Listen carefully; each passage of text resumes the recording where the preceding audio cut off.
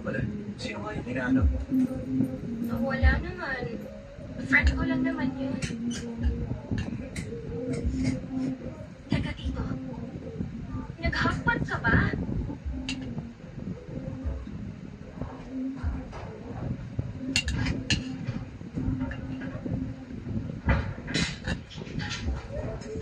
Sinong nakapagpapayag sa'yo mag-hotpot maliban kay Mama? Hindi naman siguro yung tita ko, hindi ba?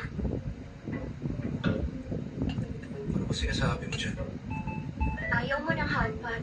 Ayaw mo sa mga matapang ang amoy. Pero hindi ka lang kumain ngayon. Sichuan hotpot pang kinain mo. Sino yung tao na sasamahan mo mag-hotpot? Siguradong siya ang future tita ko.